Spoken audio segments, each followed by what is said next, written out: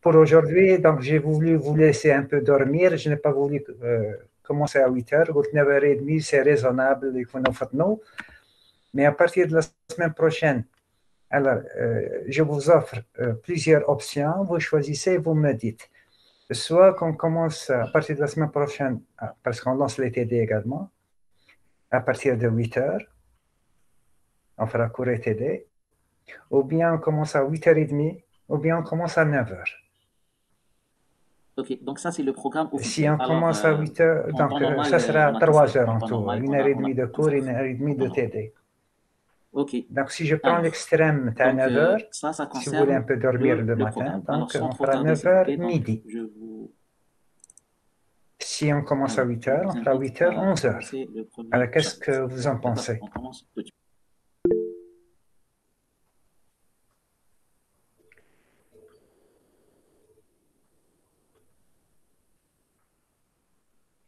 Pas de réponse? Monsieur, نقدروا نهضروا après on vous rend la réponse. معلش هذه ثانك لازم فيها سونداج هذه كل واحد وش راح. Et non, non, on ne peut pas faire le sur-mesure à tout le monde. Donc, c'est أحسن الأمور أوسطها. C'est-à-dire qu'on se dit, si on ne veut pas commencer à 8 heures, passer affreux à 8 heures, mais on commence à 9 heures, sinon à 8h30. Donc, ça ne prend pas tout un sondage. Il faut être un peu souple. Il y a يظهر des لي. il paraît qu'il y a des avis différents sur le chat. Il y a Il y a des avis différents. Il y a ceux qui votent pour 8 heures, 8h30, 9 heures. Ah, écoutez, donc s'il y a des avis différents, donc je trancherai. أنا نحب نكبر بكم, نحب نسقسيكم, mais si c'est pas, écoutez, cette question ne va pas arrêter le monde. Dire, on commence à 8 heures, on commence à 8 heures, on commence à 9 heures, on commence à 9 heures. Ça ne demande pas un sondage. C'est pas quelque chose très important. معليش, donc, alors Ilyes, s'il est là, je vous laisse choisir et vous devez me le dire d'ici dimanche prochain, Inch'Allah. Si ça doit passer par l'ONU, donc dimanche prochain, Inch'Allah, je dois avoir la réponse pour savoir à quelle heure je dois commencer. C'est bon comme ça?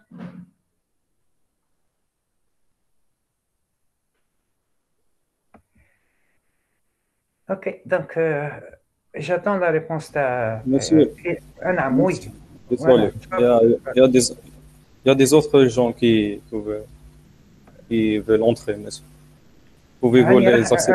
هاني راح ندخلهم mais شوف c'est ma première expérience avec Google Meet. J'ai l'habitude de travailler soit avec Webex, soit avec Zoom, et là je vois que déjà هذا Google Meet il est affreux.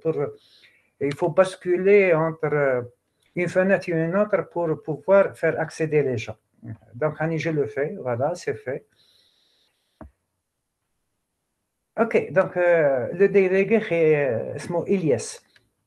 Yes, là, Ilyes. Donc, vous me donnez la réponse, faites votre sondage, vous me dites à quelle heure vous voulez commencer. Inch'Allah. C'est réglé le problème, classe? Parfait. Donc, on a fait le chapitre 0. Je vous ai envoyé le chapitre 0, qui est la présentation du cours. Maintenant, on a commencé le chapitre 1. Qui est introduction et rappel. Il y a beaucoup de choses que vous connaissez, d'autres non. Donc, moi, j'ai fait la promesse de mettre mon compteur et votre compteur à 0. Et donc, commencer à bâtir hajra bhajra jusqu'à arriver à ce qu'on veut faire exactement. Alors, juste un petit rappel, c'est le chapitre 1. Donc, nous avons commencé très petit, n'est-ce pas, en supposant que notre dictionnaire a 0. Et là, je ne peux pas continuer à basculer d'une fenêtre à une autre pour accepter les gens. Donc,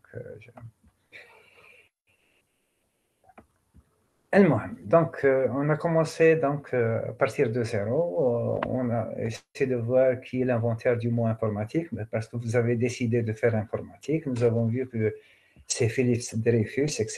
Donc, c'est lui l'inventaire du mot informatique en 1962. Et nous avons dit que l'informatique, comme c'est connu, c'est le traitement automatique de l'information. L'information, c'est bien sûr donné. Ensuite, nous avons dit, à partir du moment qu'il s'agit d'un traitement automatique, il n'est pas manuel, donc il y a un automate qui le fait, et cet automate-là s'appelle ordinateur. Comme notre compteur était à 0, donc on est passé à la définition de ordinateur, d'autant plus que le module s'intitule Architecture des ordinateurs. Donc, nous avons fait une définition en disant qu'un ordinateur, c'est un système électronique capable de recevoir, traiter, emmagasiner et transmettre les données. Et de là, nous avons dit que si une machine se présente à nous, pour dire est-ce que c'est un ordinateur ou pas, on va voir est-ce que cette définition s'applique. Si elle ne s'applique pas, ceci veut dire que cette machine, pour nous, ce n'est pas un ordinateur. C'est bon jusqu'à là? Alors, Oui, monsieur. OK. Ensuite, on a dit de quoi est constitué un ordinateur.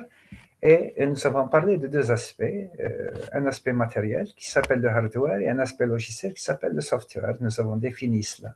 Et par analogie, on a dit que ça se ressemble beaucoup à l'être humain qui lui-même présente deux aspects.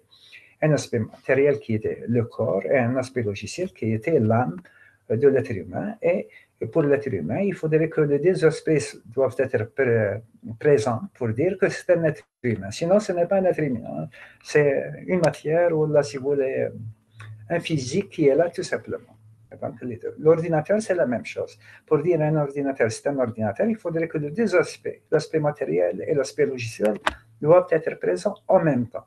Si, par exemple, on a massacré le système d'exploitation, qui est un aspect logiciel, ben, nous avons la partie matérielle, mais elle ne sert à rien. Donc, ça peut servir pour décorer une maison en la haja, mais pas pour dire que c'est un ordinateur de travail. Par la suite, on est passé donc, à l'aspect matériel et nous avons essayé de comprendre de quoi il s'agit exactement. Et nous avons présenté un schéma synoptique. Et j'ai dit qu'un schéma synoptique, c'est quoi?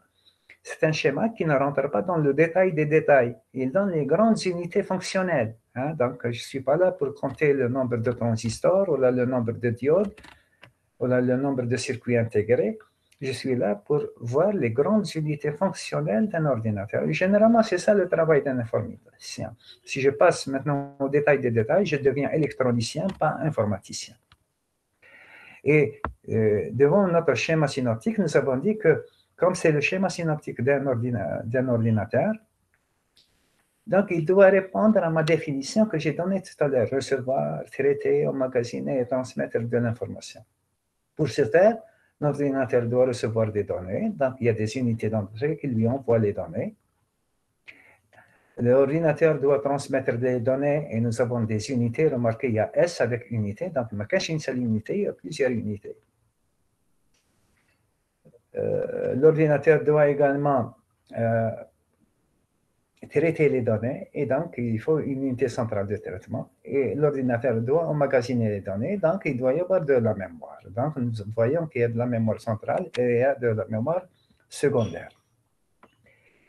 Tout cela, nous l'avons déjà dit.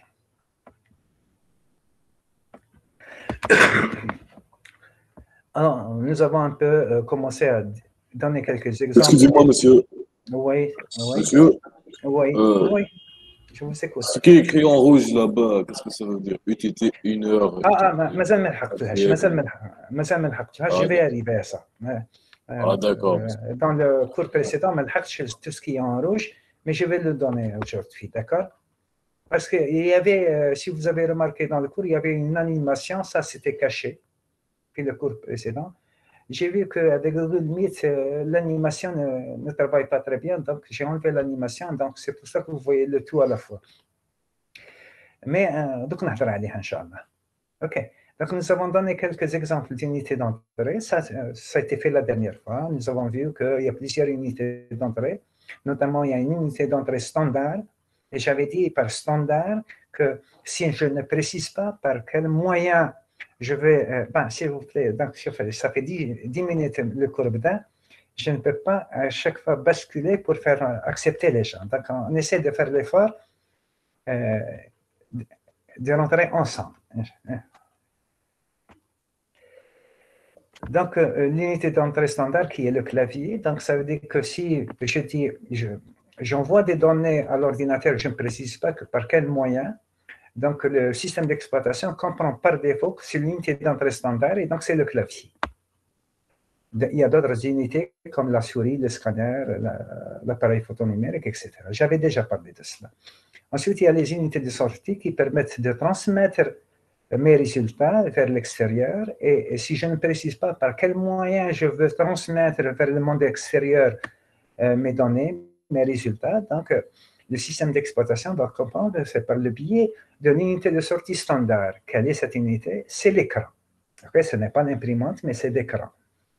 Et maintenant, si je veux transmettre par un autre moyen, par une autre unité, je dois la préciser. Donc, ça peut être une imprimante, par exemple, une table traçante. Dans l'industrie, ça peut être un moteur, etc.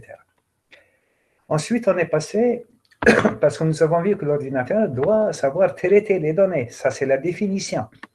Et donc, il doit y avoir une unité centrale de traitement. Donc, l'ICT, c'est l'unité centrale de traitement qui est CPU. Donc, ça veut dire quoi? Le seul siège, بالعربية المقر الوحيد de tout traitement dans un ordinateur, ça ne peut se faire que dans l'unité centrale de traitement. Mais quand l'unité d'entrée ne traite pas, l'unité de sortie ne traite pas, la mémoire ne traite pas, la mémoire secondaire ne traite pas. S'il y a un lieu où un traitement peut avoir lieu, c'est seulement dans cette partie-là qui est l'unité centrale de traitement, qu'on appelle en anglais CPU, Central Processing Unit. Qu'est-ce qu'il y a à l'intérieur? Nous avons dit qu'il y a des registres. Nous avons donné une définition la dernière fois. Que veut dire un registre? Un registre, c'est un lieu de stockage qui met la mémoire, mais c'est un lieu très, très rapide de stockage, mais de taille très réduite. Okay? Donc, je n'ai pas un étendu, un espace grand pour stocker, mais dans l'autre partie, donc, il est très rapide. Donc, il n'y a pas un élément dans l'ordinateur pour le stockage qui est plus rapide que les registres. Les registres, c'est l'élément de stockage le plus rapide. Okay? Et dans les registres, donc, on trouve deux types de registres. J'avais parlé de cela la dernière fois. On peut parler des registres généraux. C'est les registres qui reçoivent les données de votre programme, les variables, si vous voulez, pour un éventuel traitement. Okay? Ça, c'est les registres généraux. Donc, les registres généraux, c'est des lieux de stockage dans le processeur qui sont très rapides, de taille très réduite, pour véhiculer les données que nous voulons traiter dans notre programme. J'espère واضحة. Bien sûr, il y a d'autres registres qui ne sont pas généraux, mais qui sont spécifiques. مهمة خاصة, une mission particulière. Maintenant, un registre d'état est un registre également. Donc, c'est un lieu de stockage très rapide. Mais il est spécifique. Tous les ordinateurs ont un registre d'état. Alors, quel est le rôle du registre d'état? Le registre d'état est un registre qui contient des bits d'état. Un bit d'état, en anglais, on appelle ça flag. Hein, flag, comme ça. Attendez, je vais vous l'écrire. Dire une zone de texte, comme ça. Flag, on l'écrit comme ça. Flag. Un flag, c'est quoi? C'est un bit d'état. Okay? C'est flag, c'est pas flag. Hein? Flag, qui veut dire bit d'état. Alors, c'est quoi un bit d'état? C'est un bit qui va véhiculer une information. Ce n'est pas le résultat d'une opération, mais une information sur l'opération qui vient de s'effectuer. Maintenant, vous venez de faire une addition. Vous venez de faire une addition. Et cette addition, le résultat, est-ce qu'il peut s'inscrire dans le registre destinataire ou pas? Bon, si oui, donc c'est normal. Sinon, donc, il va y avoir un bit d'état dans le registre d'état qui va vous dire quoi? Qui va vous dire il y a un dépassement de capacité. Et vous avez vu ça l'année dernière. Je sais que vous avez vu ça l'année dernière. Si vous voulez, on peut aller un exemple plus concret. Je change de page. Je vais prendre une page vierge. Moi, je vais faire très fabrique. Alors, je dois revenir ici. Je ne suis pas très habitué avec Google Meet, mais je vais faire l'effort pour être à la hauteur. Inch'Allah. Donc, on a le partage. Je vais prendre une autre fenêtre. Je vais venir à cette feuille vierge. Word. Vous la voyez, s'il vous plaît? Est-ce que vous voyez la page? Oui, monsieur. Ok, d'accord. J'ai besoin de votre écho de temps en temps باش نتهنى ما نقولش هذه نهضر مع روحي. De temps en temps واحد يسعل واحد يقول كلمة comme ça je dis je suis avec vous. Alors, مثلا خلينا ناخذ un exemple. Je vais prendre n'importe quoi, voilà, n'importe quoi. Une petite opération, voilà. Plus, si vous voulez, si on veut passer à d'autres opérations, on peut les faire. Maintenant, je fais ça. 1, 0, 0, 0, 0, 0, 0, 0. Voilà, donc, comme ça. Et donc, ça, donc, le résultat, il n'y a pas de retenue. Donc, c'est cool, c'est cool. Donc, mais il y a des مشكل هذا. 1, et je vais avoir نحطهم على بعضهم باش يبانوا خير comme ça. Et ça également c'est un 1, ça c'est un 0, ça c'est un 1, ça c'est 0, 0, خلينا نديروا un petit espace comme ça. 1 et 0. OK. On a une opération, supposez que ça, le premier argument il a été placé dans un registre général et là c'est une autre donnée qui a été placée dans un autre registre et on fait l'opération. OK? Est-ce que l'ordinateur a un problème pour représenter ce résultat? Non. Parce que l'opération elle est sur 8 bits. Comment je sais qu'elle est sur 8 bits? Parce que les données sont sur 8 bits. La dernière fois, j'ai dit il doit toujours y avoir une compatibilité entre la taille des arguments et des résultats. Donc, si les arguments sont sur 8 bits, l'ordinateur prévoit pour les résultats une taille de 8 bits. Si les arguments sont sur 16 bits, l'ordinateur prévoit pour les résultats 16 bits. OK? Comme là, mes arguments sont sur 8 bits, donc l'ordinateur prévoit un résultat sur 8 bits. Même si c'est un ordinateur 64 bits, il prévoit 8 bits pour le résultat. Il y a toujours une compatibilité entre la taille des arguments et des résultats. OK? Donc, pour l'opération, je ne pense pas que l'ordinateur a un problème pour représenter le résultat. Si je vous dis comment je sais qu'il n'y a pas de problème, vous allez me dire, parce qu'il n'y a pas de retenue qui va à l'extérieur. N'est-ce pas? Vous êtes d'accord avec moi? Oui, monsieur. Ok, très bien. Parfait. Alors, je prends un autre exemple maintenant. Donc là, aucun problème. Je prends un autre exemple. Si je fais ça, je vais prendre l'exemple de la dernière fois. Je fais ça.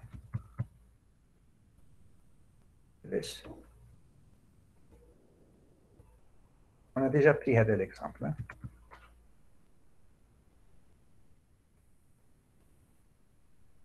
Il est clair que le résultat ici, donc ça va être هذا le résultat. Okay? Mais ici, il va y avoir quelque chose. Je vais le mettre en rouge, comme ça.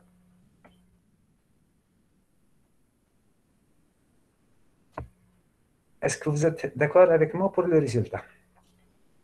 En effet, monsieur, oui. Oui, monsieur. Oui. OK. OK. Mais là également, mon raisonnement va être quoi?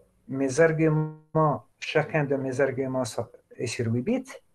Okay. Donc, l'ordinateur, voilà le résultat qu'il donne. Voilà le résultat qu'il donne.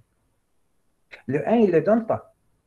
Il y a toujours compatibilité entre la taille des arguments et des résultats. C'est bon? Donc, le résultat qui est donné, c'est 0, 0, c'est partout 0. Le 1, il ne mentionne pas.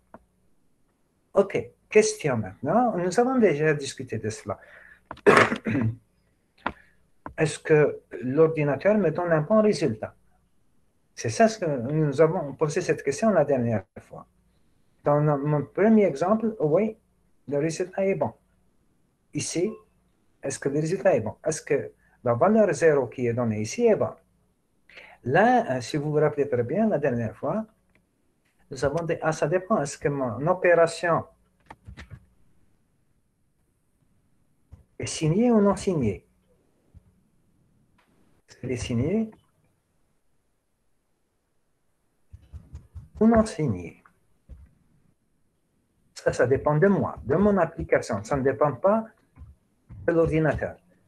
C'est à moi de faire l'interprétation. Ça dépend de la nature de mes données. Donc, si l'opération est signée, est-ce que le résultat est bon? Le résultat, il est bon. Pourquoi? Nous avons déjà discuté de cela. Nous avons dit que cette valeur, si c'est signé, donc ça veut dire que les valeurs sont signées. Ça veut dire que le nombre est négatif. Il veut dire moins. Pour la valeur, j'ai dit que si le nombre est signé, je ne peux voir que le signe, donc c'est négatif, mais je ne peux pas voir la valeur. Et si je veux voir la valeur maintenant, je prends le complément à 2. Ça a été déjà discuté, n'est-ce pas? Donc, c'est moins 1. Et l'opération, c'est plus. Et le deuxième nombre, c'est combien? Le nombre est positif parce que j'ai supposé que l'opération est signée. Ça veut dire que mes arguments sont signés. Donc, c'est plus. Et si le nombre est positif, je vois et le signe et la valeur.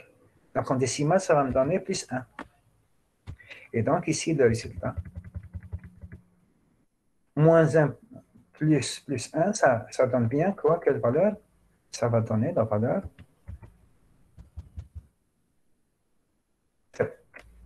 0. et mon résultat, c'est 0. Oui, oui, je vous écoute, allez-y.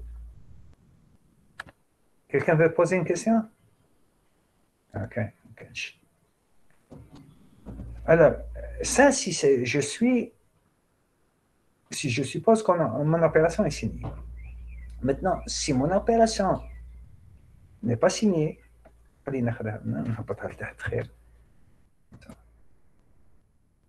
si mon opération n'est pas signée, à ce moment-là, le premier nombre non signé, ça veut dire quoi? Je suis en train de travailler en valeur absolue. Et à ce moment-là, il n'y a pas de bit de signe et tous les bits participent dans la valeur du nombre. Et donc, quel est le nombre? C'est bien 255. Hein? Donc, c'est des 1 partout. Donc, c'est le maximum. C'est 255. Et comme c'est non signé, il n'y a pas de signe. Maintenant, je passe plus. Et le deuxième nombre de mon opération, hein, c'est 1. Hein? Donc, c'est 0, 0, 0, 1. Donc, ça me donne 1. Et donc, le résultat ici, c'est 256. Alors, vous constatez que, comme opération non signée, le max que je peux écrire, c'est celui-là. Tous les bits sont en 1. Je ne peux pas, sur 8 bits, écrire plus que cela, parce que tous les bits sont en 1, au maximum. Et quand tous les bits sont en 1, en décimal, ça veut dire 255. Et c'est tout ce que je peux représenter sur 8 bits. Donc, si je rajoute un 1, ça devient 256. Et 256, je ne peux pas le représenter comme étant un nombre non signé sur 8 bits. Le maximum, c'est 255. Tous les bits sont à 1. Donc, 256, je ne peux pas l'écrire. Et par conséquent, ici, le résultat 0, 0, 0, 0 n'est pas correct. Parce que c'est 256 que je dois avoir. Alors, en d'autres termes, je dirais que quand l'opération était non signée, il n'y avait pas de dépassement de capacité. Non, pas de dépassement.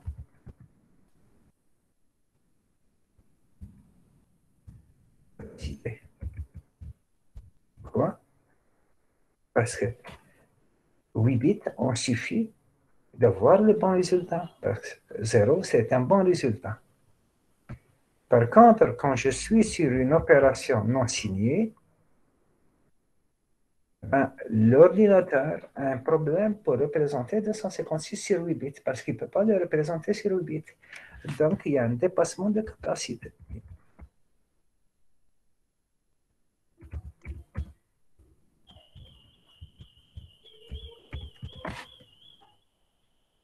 C'est 256, je ne peux pas l'écrire.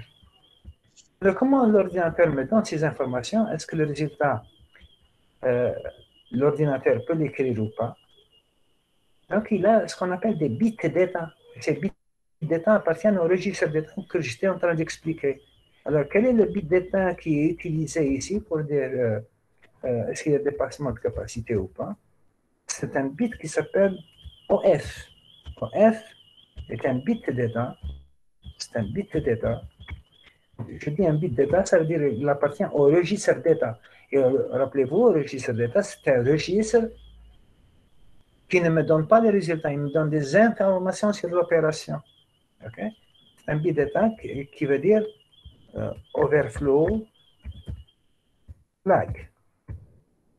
Donc, le bit d'état OF, qui est overflow flag, va me dire pour mon opération signée, est-ce que le résultat est bon ou pas bon? S'il n'est pas bon, ça veut dire qu'il y a un dépassement de capacité. Ça veut dire que l'ordinateur n'arrive pas à l'écrire sur 8 bits. Monsieur, Oui. si معليش تعطينا كامل لي كاتا ديباسمون نعطيك 1000 exemples si vous voulez. نكمل هذه و je peux vous donner beaucoup d'exemples si vous voulez. D'accord? Maintenant, d'où le fikra برك. D'où le fikra parce qu'on va travailler en TD. Vous allez devenir expert de cela en TD. Je vous fais le TD, il n'y a pas de problème. Ça va marcher. Alors maintenant, si vous êtes dans le non signé, si vous supposez que votre opération est non signée, alors dans le registre d'état, il y a un autre bit qui s'appelle CF. Dans le registre d'état, il y a un autre bit d'état qui s'appelle CF. CF, c'est pour dire carry flag. Donc, le bit CF, qui est carry flag, est un bit qui appartient au registre d'état. OF est un bit d'état qui appartient au registre d'état. Les deux, ils parlent est-ce qu'il y a dépassement de capacité ou pas. Par contre, OF ne concerne que les opérations signées. Donc, ça ne concerne que les opérations signées. Seulement pour les opérations signées.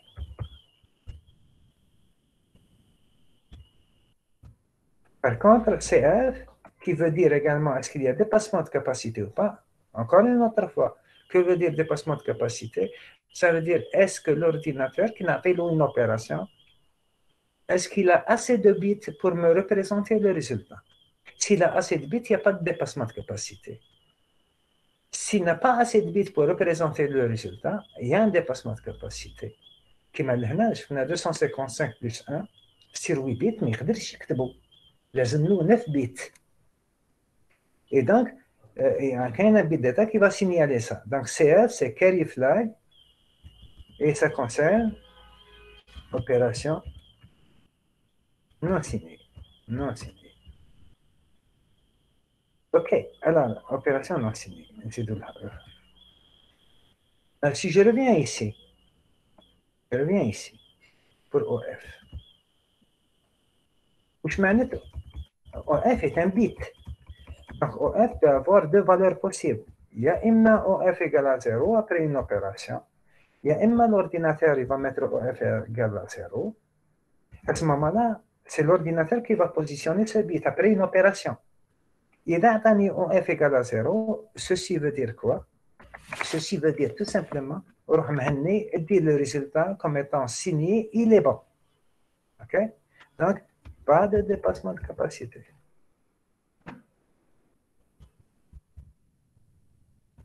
Je ne mène pas de dépassement de capacité notre fois. Ça veut dire que l'ordinateur a assez de bits pour représenter le résultat. Par contre, après une opération, s'il me dit OF Attendez, on va régler le problème. Voilà. S'il me dit OF égale à 1, comme s'il me dit attention, le résultat n'est pas bon, il y a un dépassement de capacité. Ça veut dire, عندي مشكل. Je n'ai pas assez de bits pour représenter le résultat. Ok? Donc, le bit d'état OF n'est pas là pour me donner le résultat de l'opération. Il est là pour me dire est-ce que l'ordinateur a assez de bits pour représenter le résultat ou il n'avait pas beaucoup de bits pour représenter le résultat. Mais toujours est-il que OF ne concerne que les opérations signées. Et dès qu'on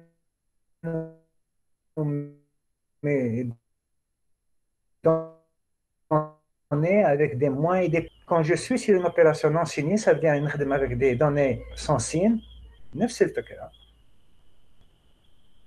mais ça sera OF. Donc, je peux prendre ça,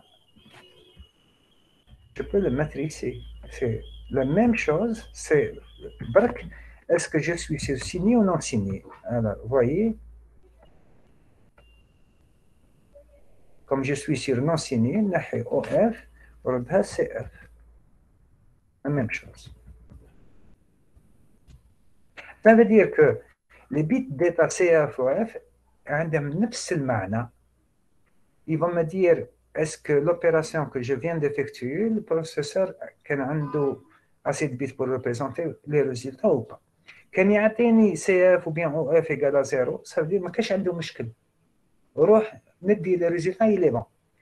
إذا أعطاني CF ou OF égale à 1, ça veut dire qu'il عنده مشكل ما عندوش assez de bits pour représenter les résultats.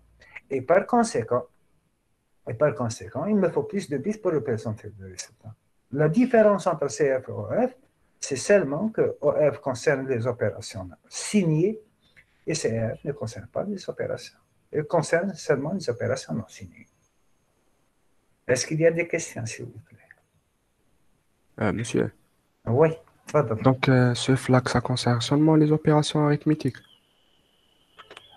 Écoutez, si vous me dites est-ce que ça concerne seulement les opérations arithmétiques, je vais vous poser une question. C'est juste pour enrichir le débat. Hein.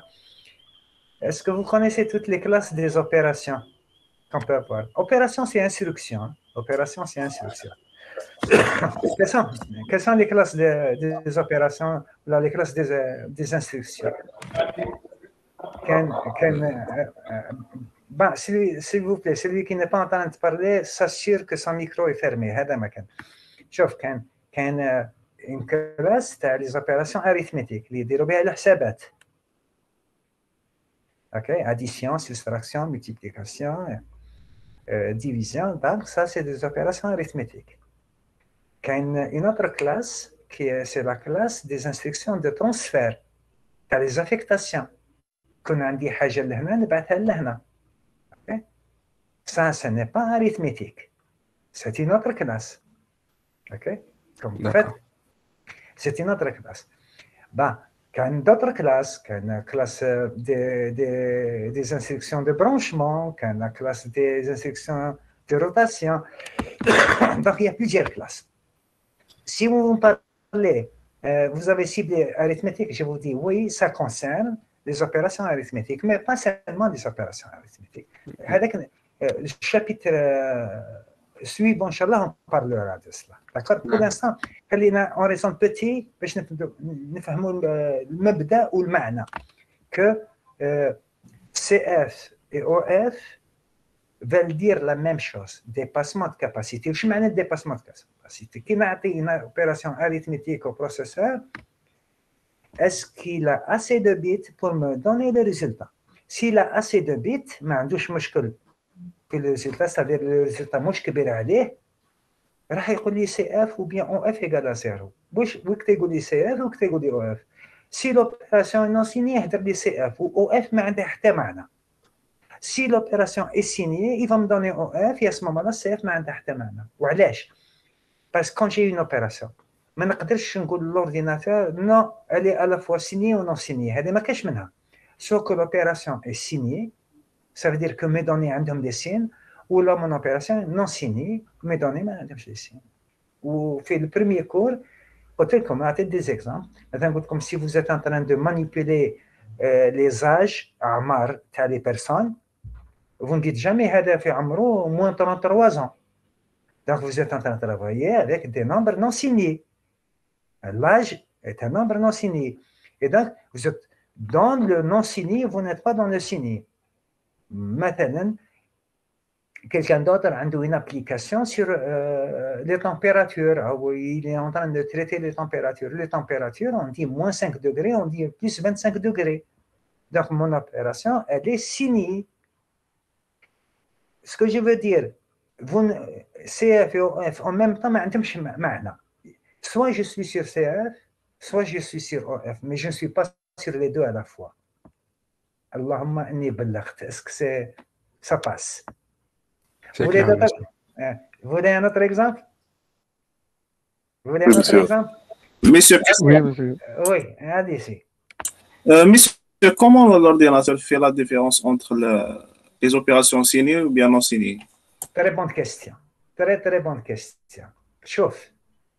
Imaginez que tu as une opération, تخيل le scénario suivant. عندك une opération, تقول l'ordinateur دير هذه. Opération, c'est une instruction. Tu as un programme. تقول له دير لي هذه l'opération. Maintenant, l'opération d'addition. وانت ما بريسيزيتلوش اسك سيني ولا سيني. تخيل هذا السيناريو. تخيل l'ordinateur راح يقول لك استنى قبل ما نديرها لك قول لي سيني ونون سيني. ومن بعد انت تقول له الي سيني باش يبدا l'opération. Vous voyez que c'est une grande perte de temps. Hein? تاع سين جيم هذه. Fais-moi l'opération. L'ordinateur يقول لك هو كيفاش حابها سيني نون سيني ومن بعد انت تقول له سيني ومن بعد باش هو يبدا يخدمها. Ça prend du temps, n'est-ce pas? Donc l'ordinateur ne travaille pas comme ça. ما كاينش هذا سين جيم. Vous lui donnez une opération. هو à l'intérieur, il te fait les deux interprétations à la fois. يديرهم لك في زوج. Pour gagner du temps. باش ما يكونش فيها سؤال جواب. Il fait les deux. ويعطيهم لك في زوج. بصح انت soit que ton opération elle est signée ou non signée. Si ton opération est non signée, روح ادي CF وما تديش OF. ما عنده حتى معنى اسمه موضوع OF. وإذا ton opération elle est signée, va prendre OF وما تديش CF. En d'autres termes, ليك انت en tant qu'utilisateur, CF et OF en même temps n'ont pas d'interprétation. تسحق واحدة برك. Mais l'ordinateur باش يزرب pour aller vite, pour éviter question-réponse, l'opération, il te fait les deux interprétations. ويعطيهم لك. من انت تدي وحده برك. حسب la nature de ton opération, signée ou non signée. واضحة؟ Oui, monsieur. Oui. Ok, parfait. Alors, je vous donne un autre exemple. Monsieur, excusez-moi. Oui, allez-y, allez-y. شوف Très bien, vous commencez très bien, vous posez des questions, il n'y a pas mieux. Allez-y, je suis content. Allez-y. merci, monsieur. Par exemple, monsieur, يسرى dépassement de capacité. Après, يعني كاين حاجة تكوريجي يعني مش تعطيني ريزلت صحيح. Certainement. Ça sera votre algorithme par la suite. انت عندك جواب. انت عطيت البروسيسور l'ordinateur عطيت له une opération. إذا suppose ton opération est non signée. قال لك CF égale à 0. Ça veut dire quoi? Ça veut dire الدنيا هانية. Il n'y a pas de dépassement de capacité. Vous continuez votre traitement normalement. Maintenant, si عطيت له une opération non signée, دير l'opération avec le résultat يقول لك CF égale à 1. واش راح دير؟ على بالك le résultat n'est pas bon. Donc, tu dois écrire un algorithme pour corriger ça. D'accord? C'est bon? Et tout cela, on le traitera, Inch'Allah, à l'avenir, Inch'Allah. On traitera tout cela à l'avenir. C'est bon? Merci, monsieur. Ok, ça va. Alors, s'il vous plaît, l'imam qui hadar يحبس الميكرو parce qu'il y a des échos qui viennent. C'est juste باش نخدموا مليح مع بعضنا. Encore une autre fois. Ce que je vous demande, c'est dans votre intérêt. je ne compte pas, et vous ne devez pas compter sur votre cahier. Je veux que vous comptez sur votre logique. C'est ça ce qui est important. Et votre logique, votre raisonnement devient correct, vous allez assimiler très vite. Si maintenant vous dites là, je vous assure que ça sera bloqué. C'est pour ça que je veux la discussion. Je veux qu'on discute ensemble, qu'on se corrige. D'accord? Toutes vos questions elles sont intelligentes. Ok, je vais donner un autre exemple. نحذركم à l'avance. لازم دوك تشمروا pour pouvoir faire هذا l'exemple معايا. Ok? نهضروا مع بعضنا sur l'exemple. D'accord? Allez. D'accord. Ok, donc tout le monde participe. حتى أقل إيمان في واحد في دماغه. Ok? Alors, je prends l'opération. خلينا نخمم برك pour trouver une bonne opération. Ok, voilà. Je prends هذه. Ça, une première donnée. Bon, évidemment, j'aurais pu faire des opérations sur 16 bits, sauf que c'est le même principe. Comme je peux faire des arguments sur 64 bits, parce qu'عندها نفس العبارة وعندها نفس الفهامة, que je sois sur 8, là 16, là sur 32, là sur 64. Donc, voilà un premier argument. Et restant avec le plus, le moins on le travaillera en TD, si vous voulez. Et on va le travailler. Et خلينا نشوف برك صح très bien. أنا لقينا الراي. Avec ça, hop, attendez, شوية ننظم روحي. Alors, supposez que vous êtes l'ordinateur. Si vous me permettez, خلينا برك ندير الميز على جور لهنا باش كتيبتي تكون خير من هكذا. نحي لي زانترفين ونحي تسلا نحيها. Voilà, باش نلصق شوية هكذا خير. Bon, si je donne cette opération maintenant, هذه l'opération à l'ordinateur. Bon, c'est clair, c'est en hexadécimal, c'est 7F, allez 0,1. Allez, vous êtes l'ordinateur, أنا utilisateur. أعطيت لك هذه l'opération. أنت l'ordinateur واش راح دير؟ راح تمد لي أولاً le résultat, n'est-ce pas? Le résultat de cette opération, donc ça sera 10, 10, 10. Ok, ça sera ça. Est-ce que vous êtes d'accord avec moi pour le résultat? Je vais un peu vite pour le résultat parce qu'en principe, ça ne pose pas de problème. Ok? Oui, c'est juste. المفروض تبداوا à droite وتروحوا à gauche, n'est-ce pas? Ok, donc voilà le résultat. Ok. أنا utilisateur. أنت l'ordinateur. L'ordinateur a dit l'opération. On s'est mis tout à l'heure d'accord sur quelque chose parce qu'il y a un collègue qui a posé une très bonne question. كيفاش l'ordinateur يديرها signer la non signer. J'ai dit وما يضيعش وقت تاع سؤال جواب. Il va faire les deux à la fois. Donc عطاني les résultats. Maintenant, selon vous, il va me donner dans le registre d'état le bit CF وش راح يعطيني؟ 0. C'est parfait. Et là également, qu'est-ce qu'il va me donner? On s'est mis d'accord. Et il va positionner les deux. قلنا باش ما يضيعش الوقت. Mais أنا utilisateur, يا إما راح ندي CF يا إما راح ندي OF. Si moi, pour moi, cette opération est non signée, ندي CF وما نخزرش في OF. Est-ce que tout le monde est d'accord avec ça? Oui. Si mon opération est signée, je ne peux pas CF ou OF. C'est bon?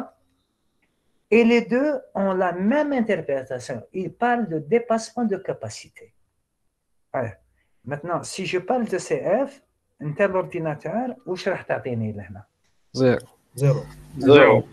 Très bien. OK. Parce qu'il n'y a pas de dépassement de capacité. Ou هذا شوية جياحة pour CF. Comment je sais qu'il y a dépassement ou pas? Il faut voir est-ce qu'il y a une retenue qui va à l'extérieur ou pas.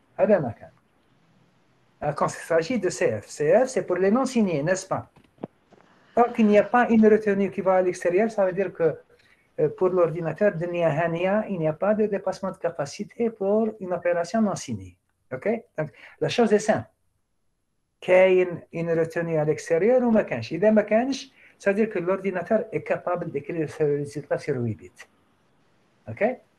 Si c'est CF, si c'est non signé, quelqu'un a des questions pour CF? Tout le monde participe. Je poser la question. Attendez, je vais faire la deuxième définition. La première définition de la semaine passée, c'était ordinateur, n'est-ce pas? Ma deuxième définition aujourd'hui, c'est la suivante. C'est quoi la définition que je peux donner? أنا نسيتها. bon, نعاود نتفكرها mais ما نقولها لكم. خلينا منها. Alors maintenant, si je passe à OF, est-ce que tout le monde dit quand je passe à OF, moi l'ordinateur, j'interprète cette opération comme étant signée. Parce que OF ne concerne que les opérations signées. OK. Parce que OF, c'est overflow. Overflow, ça veut dire dépassement de capacité pour une opération signée. Alors, selon vous, qu'est-ce qu'il va me donner? 1. 1. Alors, pourquoi 1? Monsieur, parce que les deux nombres sont positifs. Je suis entièrement d'accord avec votre réponse. Parce que quand je suis sur OF, mon opération est signée, n'est-ce pas? Mon opération est signée. Et si elle est signée, donc je raisonne signe.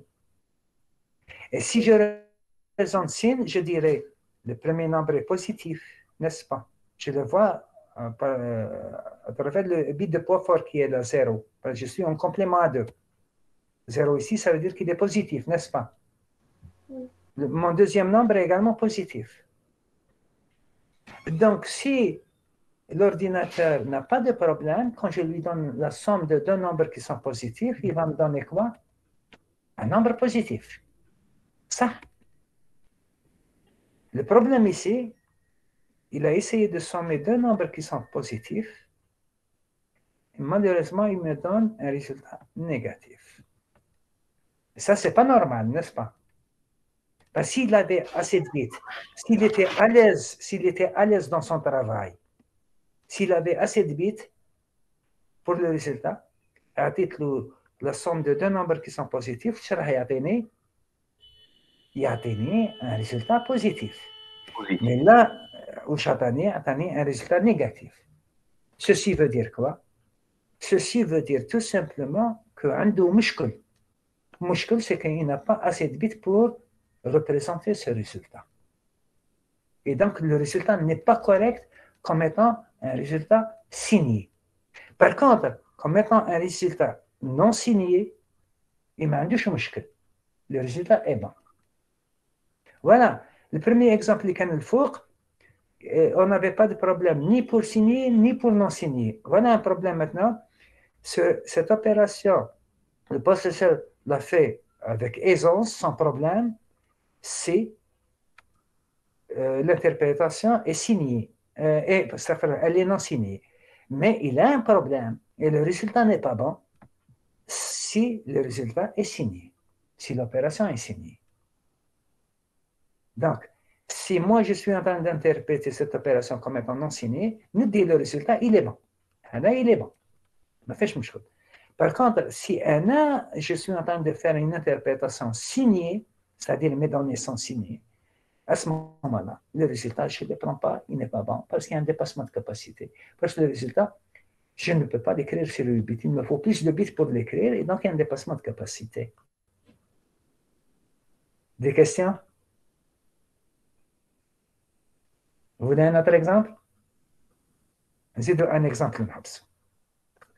زيدوا un exemple نحبس.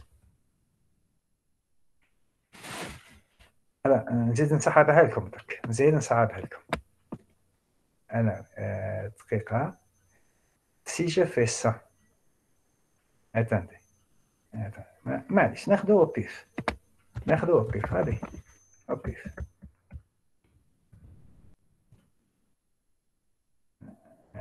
هذا معليش وي نسقم روحنا برك.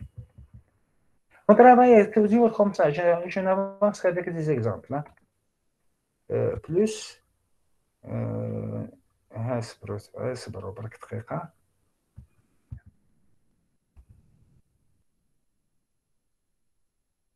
Si je fais ça. ماهوش عاجبني ليكزامبل مش عاجبني ليكزامبل مسيو نعم وي أليسي لازم نخدمو غير على ويبيت، ما تقدرش تعطينا اكزومبل ماشي على ويبيت. شوفي تحبي نعطيك على 64 بيت نعطيك 64 بيت. كي جيتي في لافاك في باب الزوار كي نبدا نكتب 64 بيت من لا سال هذيك 109 تي ما نحبسش حتى لاكار وانا نكتب في دي ان. جي دي تو تالور سي لو ميم ريزونمون. تحبي ما ندير لك رايك ندير لك سي لو ميم ريزونمون. سي بور سا سي با لا بين واحد يكعرر بزاف يكتب بزاف لي بيت. Je veux trouver un exemple. Je vais trouver un exemple qui est bon. Alors, خلي معليش ننتهي هذا. يا سيدي. Je te fais plaisir. Je suis sur combien de bits ici? 16. 16. تحبين نزيد نكمل نحق 64. Vous allez voir que c'est le même raisonnement. C'est le même raisonnement. Parce que الفكرة مش في النمبر de bits que je vais l'écrire.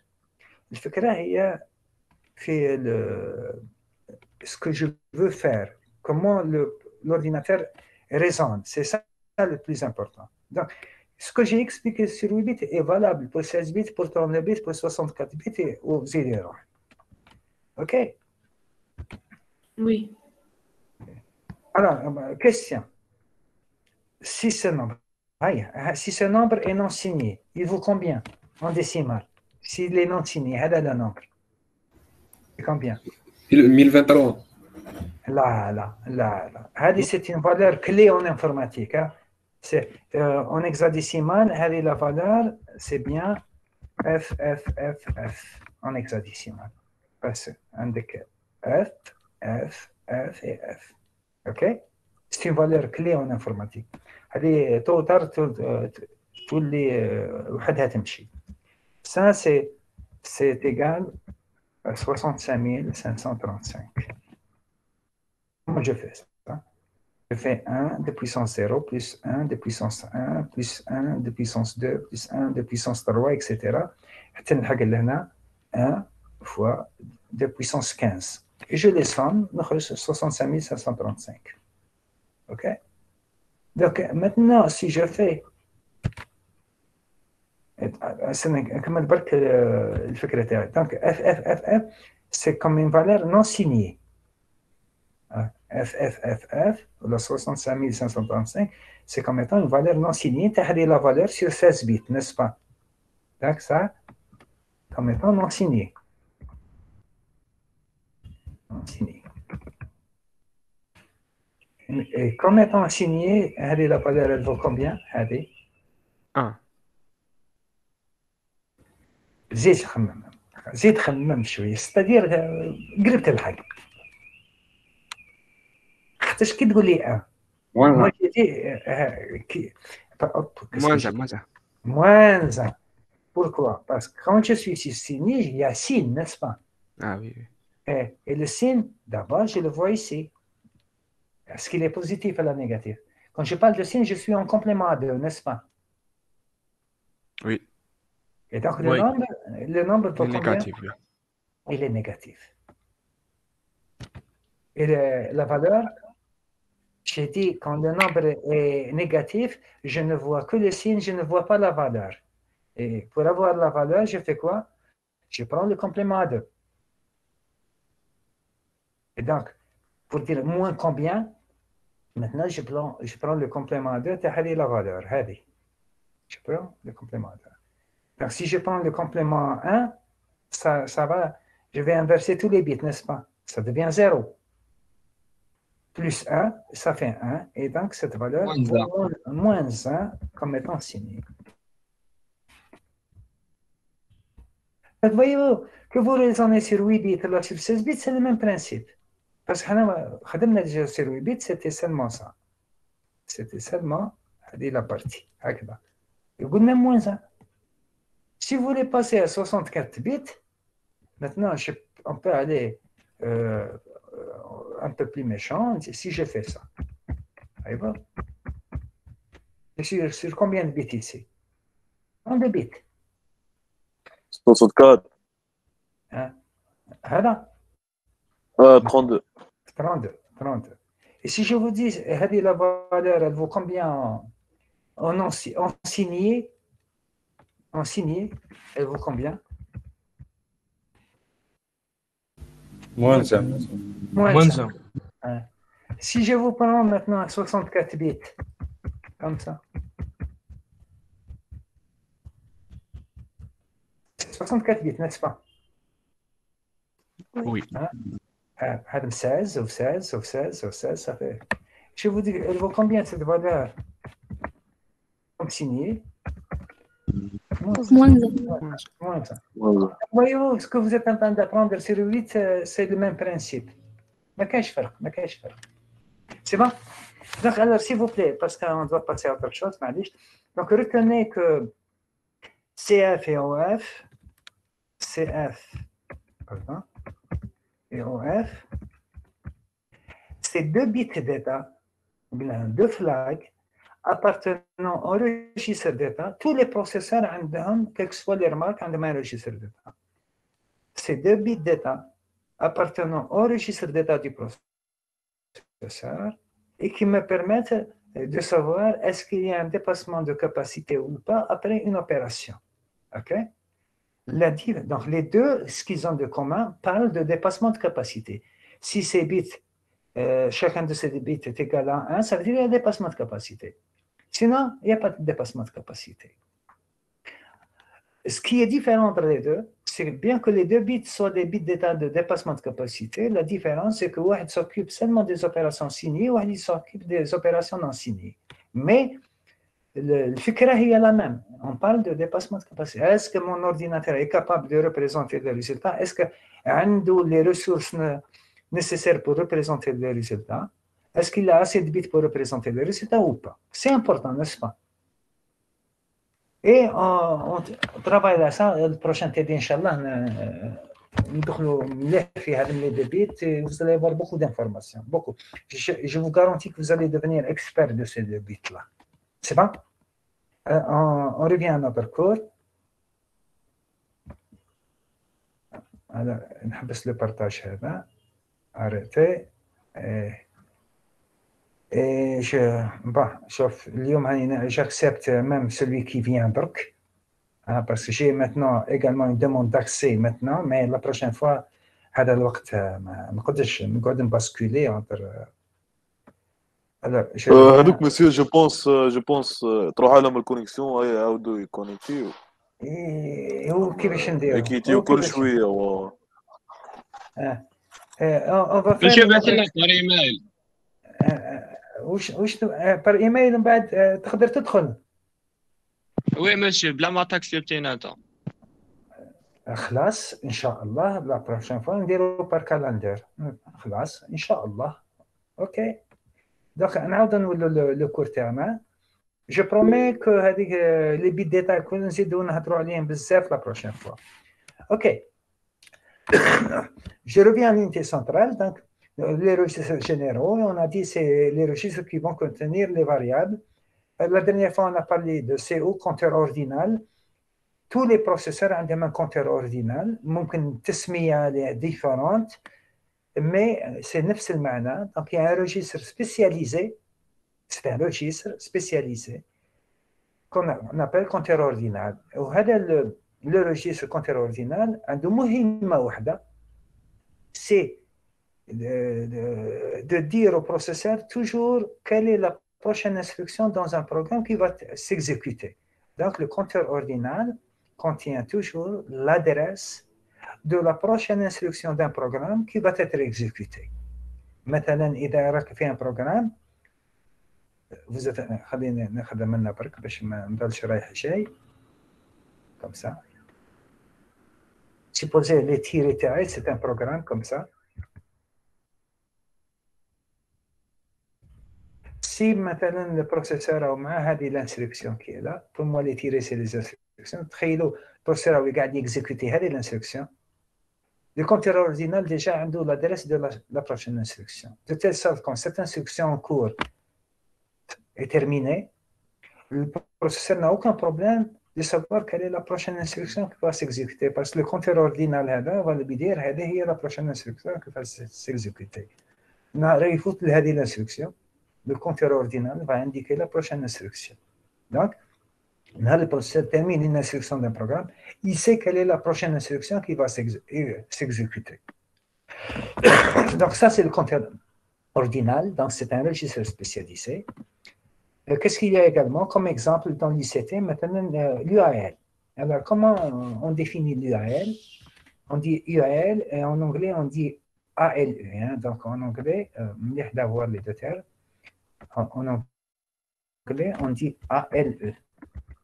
ALE, c'est Arithmetic and Logic Unit. Okay? C'est quoi l'ALE ou l'UAL? C'est l'unité, ou bien si vous voulez, c'est le seul siège, le maqar al-wahid, où une opération arithmétique et logique peut s'effectuer. C'est-à-dire, quand je suis dans l'ICT, quand je donne une opération, maintenant une addition, où est-ce qu'elle va s'exécuter? C'est dans une petite unité là, à l'intérieur qui s'appelle UAL. Donc, l'UAL, c'est le seul siège de toute opération arithmétique, logique, de décalage, de rotation, etc. Okay? Donc, où est-ce qu'une instruction va s'exécuter? Elle va s'exécuter dans l'UAL si elle est arithmétique, logique, etc. Mais cache une autre place où elle va s'exécuter. Bon, maintenant, c'est à la mode. Vous savez que les processeurs actuels, ils sont multicœurs. J'espère que vous prenez maintenant des micro-ordinateurs actuels. Le processeur, il est multicœur. Wesh معنات multicœur? Parce que les processeurs ils étaient des processeurs monocœur. Monocœur, ça veut dire une seule unité de traitement. Ou bien, si vous voulez, il a une seule UAL. OK? En d'autres termes, il va, pour faire une deuxième opération, il doit parce qu'il a une seule unité arithmétique logique.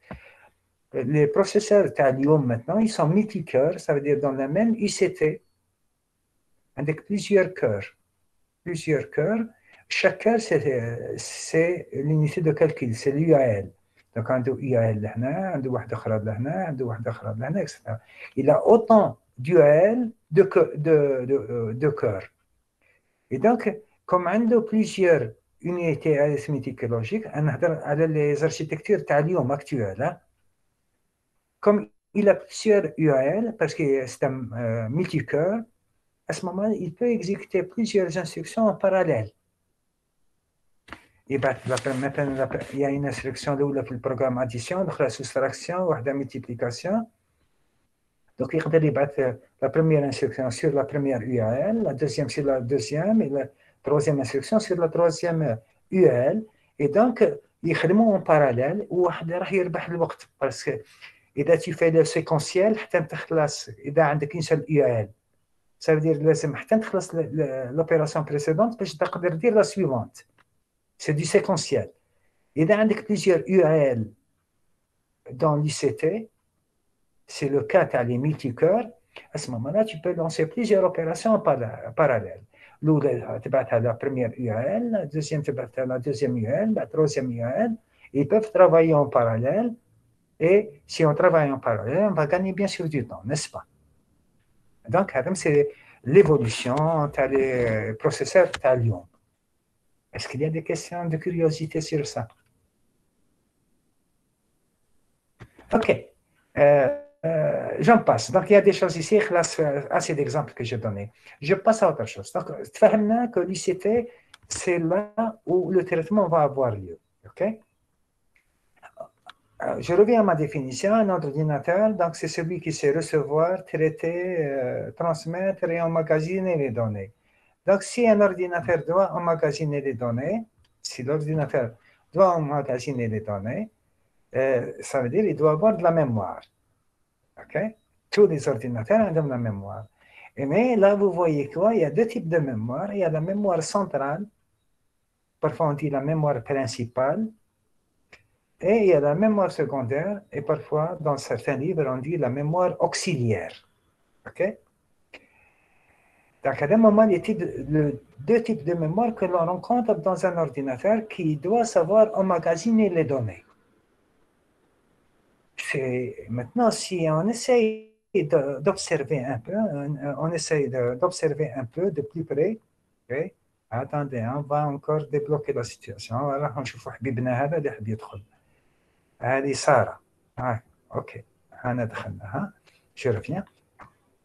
Donc, si vous voyez, donc, un ordinateur, il a deux types de mémoire, la mémoire centrale et la mémoire secondaire. Si on essaye d'observer un peu de plus près, نلاحظوا un peu, ندقوا في النظر تاعنا, qu'est-ce qu'on va voir?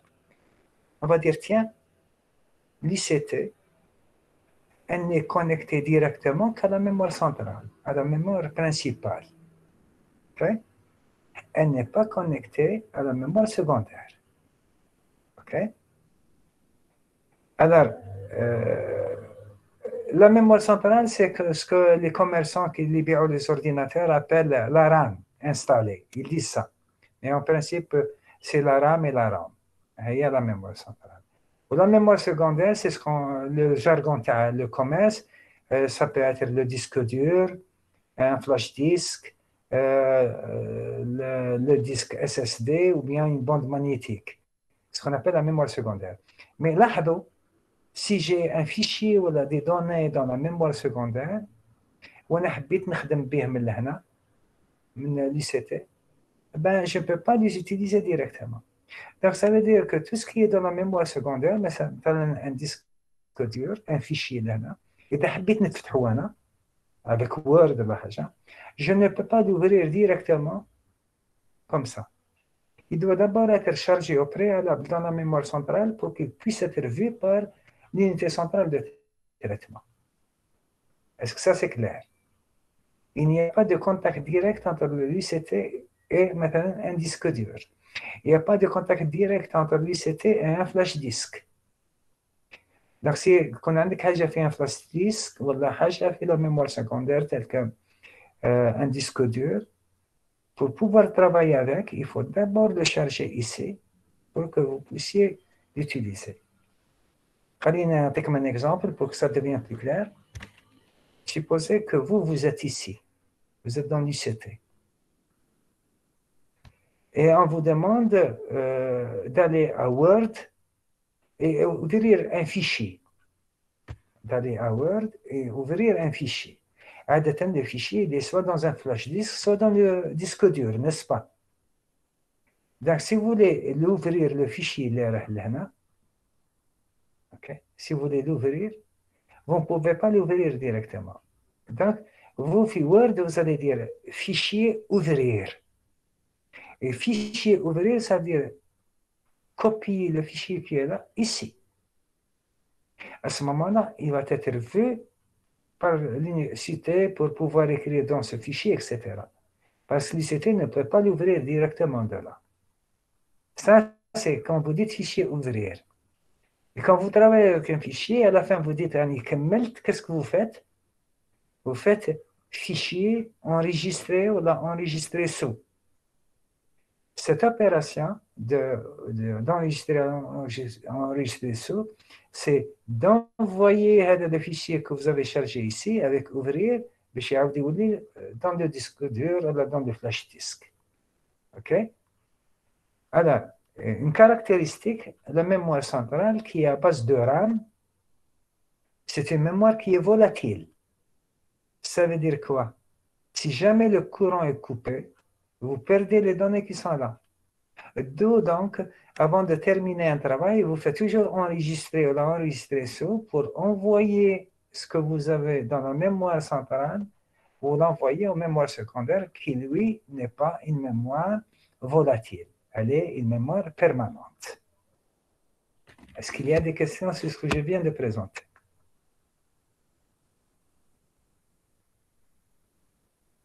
OK? Alors maintenant, je vais un peu plus en détail dans la mémoire centrale. Je discute de la mémoire centrale. La mémoire centrale, il y a de la RAM et il y a de la RAM. Je sais que vous connaissez la définition de RAM. La RAM, c'est Random Access Memory. Ça veut dire que c'est une mémoire à accès aléatoire. C'est une mémoire qui est à lecture-écriture. Je parle de la RAM. Mais c'est une mémoire qui est volatile. Ça veut dire quoi? Si on perd le courant, on perd l'information. C'est bon? La RAM, c'est Read Only Memory. C'est une mémoire à lecture seulement. Et donc, comme c'est une mémoire à lecture seulement, ça veut dire qu'elle n'intéresse pas beaucoup l'utilisateur parce que l'utilisateur ne peut pas écrire dessus. Et elle contient des données et des programmes système. حوايج نكونوا خايفين عليهم et ne pas les laisser à la portée de l'utilisateur, on les met dans la RAM pour qu'il ne peut pas les modifier. Ça, c'est la RAM.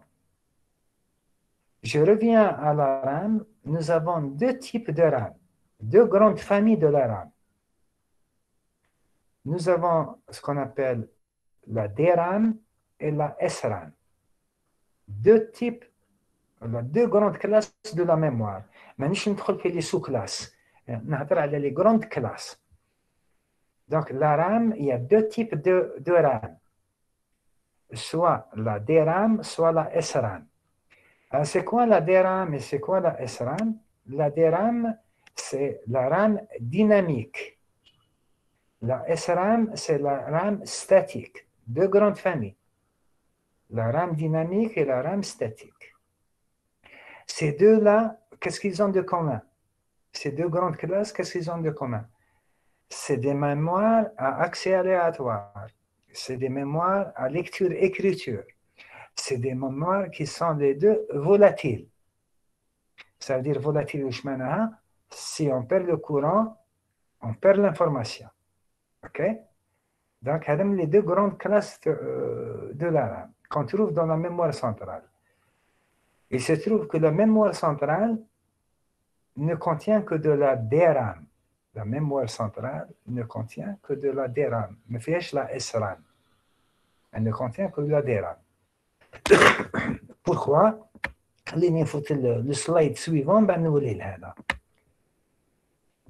je reviens un peu à la chronologie de la mémoire.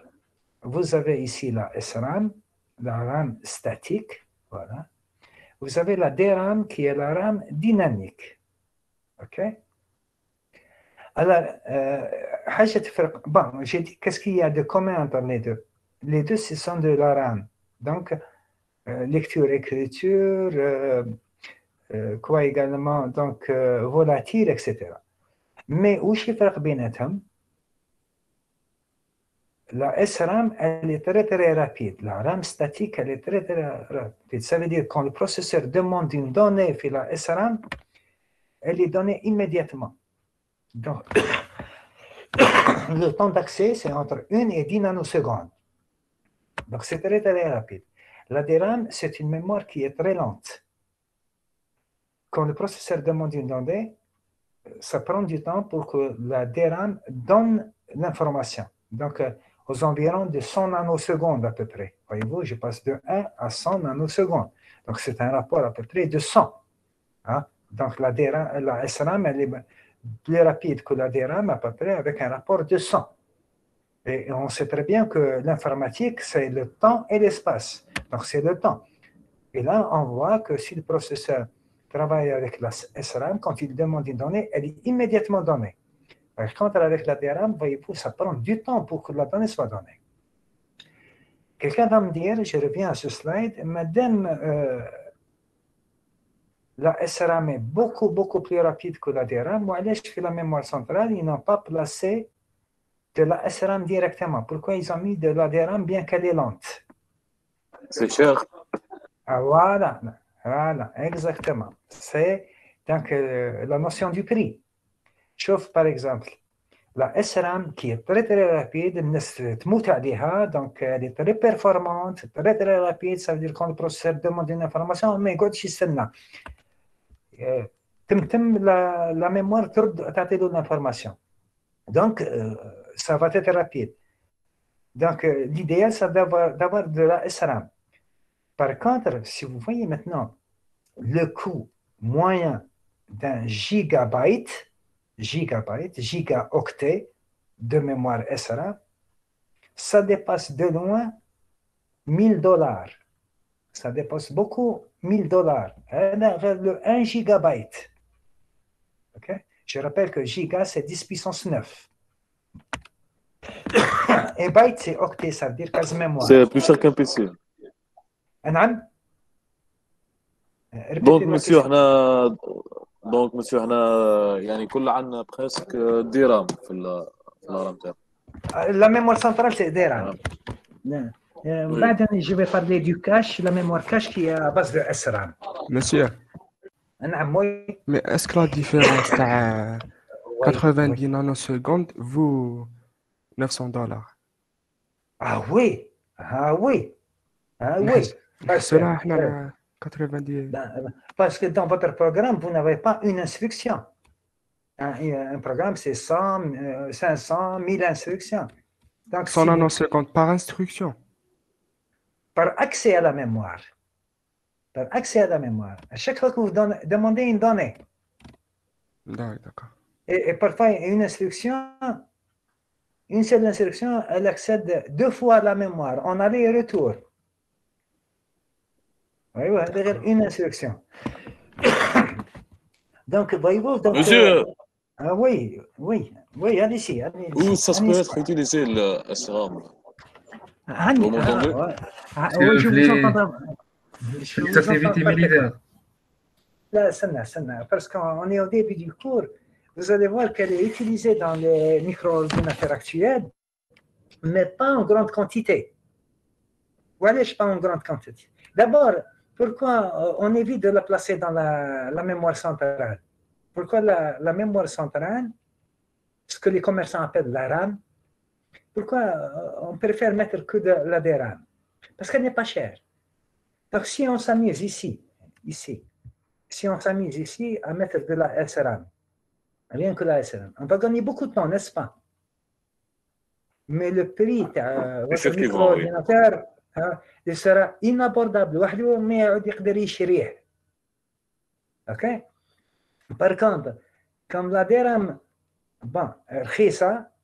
on peut mettre beaucoup d'espace ici. On peut mettre beaucoup d'espace. D'accord? Mais on perd quoi? C'est le temps. C'est bon? On perd de la vitesse. On perd de la vitesse. On va parler d'autre chose, une solution hybride qui va essayer de prendre le juste milieu en utilisant la SRAM. Et on va voir que ça va être dans une autre notion de mémoire qu'on appelle la mémoire cache. Mais en petite quantité. Parce qu'on ne peut pas se permettre beaucoup d'espace. On arrive à la bchouya. D'accord? C'est bon? OK, donc alors, il faut retenir que si on demande de choisir, on va dire la SRAM ou une Moutou, n'est-ce pas? Parce qu'elle est très, très rapide. Mais si c'est la SRAM, donc votre micro sera inabordable au point de vue prix. Voyez-vous, le coût moyen d'un gigabyte, ça dépasse $1000. Alors que la DRAM, voyez-vous, elle est lente, mais le prix, il est abordable, à peu près au moyen $10 le gigabyte. Ou j'ai $10 le gigabyte à $1000 le gigabyte. Donc, c'est pour ça que les fabricants de micro-ordinateurs, on vous bourre toute la mémoire centrale de quoi? De DRAM, parce que c'est ça. Bien sûr, ça a une influence négative sur la vitesse d'accès aux données, mais il y a une petite solution, on en parlera par la suite. C'est bon? Attendez, parce que je suis à ma place, OK, donc ça c'est pour la DRAM. Je reviendrai sur ça par la suite. Ça c'est la mémoire centrale. La mémoire secondaire, vous voyez plus de donc, disque dur, flash disk, etc. Donc là, vous avez le coût, le bit, le gigabit n'est pas cher du tout. Donc on peut avoir beaucoup d'espace ici. Plus l'aspect que ce n'est pas volatile. La mémoire secondaire n'est pas volatile. C'est pour ça, avant de terminer un travail, vous faites toujours enregistrer sous. vous envoyez ce qu'il y a ici vers la mémoire secondaire parce qu'elle n'est pas volatile. Et on peut avoir un grand espace ici, hein, donc on parle de beaucoup de gigas et parfois de téraoctets ici, parce que ce n'est pas cher. Et si je reviens à mon tableau, vous avez par exemple un flash SSD. SSD, c'est Solid State Drive, donc c'est un disque dur électronique, si vous voulez. Voyez-vous, maintenant, l'accès, je suis à Tqil, voyez-vous, je passe à 100, en moyenne 100 microsecondes. Mais le prix de 1 gigabyte moyen, c'est, voyez-vous, combien $1, hein, ou j'ai $1000. Et en plus, ce n'est pas volatile. Un disque dur, par exemple, voyez-vous, c'est le pire. Enfin, dans ce tableau, c'est le pire, parce qu'il joue des bandes magnétiques. Donc, l'accès, voyez-vous, il est en millisecondes.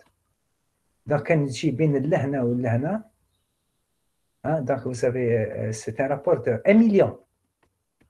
Entre nano et milli, c'est un rapport de 1 million.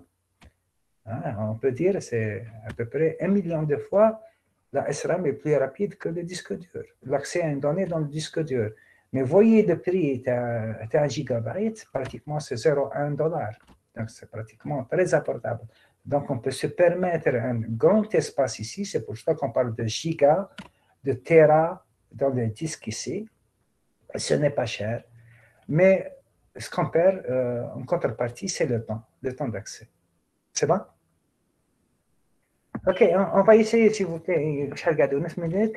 Je vais maintenant essayer de parler d'un autre aspect avant de quitter ce slide. Ça va être la dernière notion, Inch'Allah. Alors, voilà le schéma synaptique d'un ordinateur. Okay? Donc, nous avons bien vérifié que toutes les fonctions de la définition qui est là sont assurées dans le schéma synaptique de l'ordinateur. Recevoir, c'est l'affaire des unités d'entrée. Traiter, c'est l'affaire de l'ICT. Emmagasiner, c'est l'affaire de la mémoire principale et secondaire. Et transmettre, c'est l'affaire des unités de sortie. Donc, on a vérifié tout cela, ils sont là. Donc, pour nous, ce schéma est un schéma d'un ordinateur.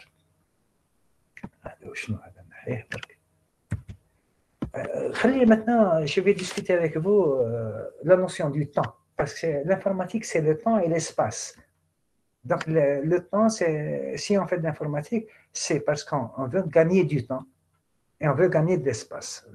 Alors, si on parle de temps, vous avez toutes les unités ici d'un ordinateur. Si on veut les classer point de vue vitesse, maintenant, du plus rapide au moins rapide. Alors, vous allez me faire des propositions. Alors, selon vous, ne voyez pas ce qui est écrit en rouge. Hein? Si lettre 0, ce qui est en rouge, vous avez triché, d'accord? Lettre 0, ce qui est en rouge. Selon vous maintenant, quelle est l'unité la plus rapide ici? Le CPU. Ah, très bien, ok. Donc, j'espère que tout le monde est d'accord avec ça. Donc, l'ICT. Donc, il est meilleur. Donc, il a un temps inférieur, lequel vient selon votre raison. La mémoire centrale. Donc, la mémoire centrale. Je parle de la notion du temps. Hein. Qui est plus rapide que qui? بعد secondaire. Mémoire secondaire. J'ai les unités que je vais appeler des unités d'entrée-sortie, comme ça. Parce que dans le cours de système d'exploitation que vous allez faire plus tard, on appelle ça comme ça, entrée-sortie. Ou bien, en anglais, si vous voulez, pour votre dictionnaire, on appelle ça I/O, Input-Output. Les unités Input-Output. Et généralement, on dit I/O. OK? OK. Donc, mais si on continue à raisonner en nanosecondes, هذا مثلا une nanoseconde, هذا 10 nanosecondes, هذا une milliseconde, on ne voit pas la différence parce que l'échelle est trop petite, n'est-ce pas? قال واش هي une nanoseconde avec 100 nanosecondes, etc. L'échelle paraît être très petite. Alors, il y a certains chercheurs, pour convaincre les gens, qu'est-ce qu'ils ont fait? ils ont augmenté l'échelle. Ils se sont dit, si on suppose, donc ce n'est pas le réel, c'est juste pour éclairer les gens. Ils disent, si on suppose que l'unité de temps de travail au niveau de l'ICT, c'est 1 heure. إذا نفترض que وحدة العمل au niveau de l'ICT, c'est 1 heure. كبرناها à l'échelle, n'est-ce pas? Parce qu'il y a c'est 1 nanoseconde à quelques nanosecondes. كبرناها à l'échelle. Si on suppose que باش يدير لي لهنا عملية الوحدة تاعها c'est 1 heure. Donc on a agrandi l'échelle. À ce moment-là, l'unité de travail pour accéder à la mémoire, ça sera 1 jour. إذا هذه تخدم avec l'unité de travail 1 heure, donc l'UTT c'est هاي والراهي c'est unité de temps de travail, وحدة العمل. إذا نفترض راهي 1 heure, ça lui correspond à ce moment-là, unité de travail au niveau de la mémoire centrale 1 jour. Donc il y a un rapport à peu près de 24, n'est-ce pas? Je pourrais dire que l'ICT est plus rapide que la mémoire d'un rapport à peu près de 24. Toujours, les chercheurs disent que si je suppose toujours que si l'unité de temps de travail au niveau de l'ICT c'est 1 heure, à ce moment-là, l'unité de travail au niveau de la mémoire secondaire c'est 1 an. Ça veut dire qu'il y a un rapport de combien ici? Il y a combien d'heures fait 1 an? Donc ça fait beaucoup, n'est-ce pas? Un jour c'est 24 heures et vous avez 365 jours, donc vous allez avoir 24 fois 365 et vous avez le rapport. Maintenant, toujours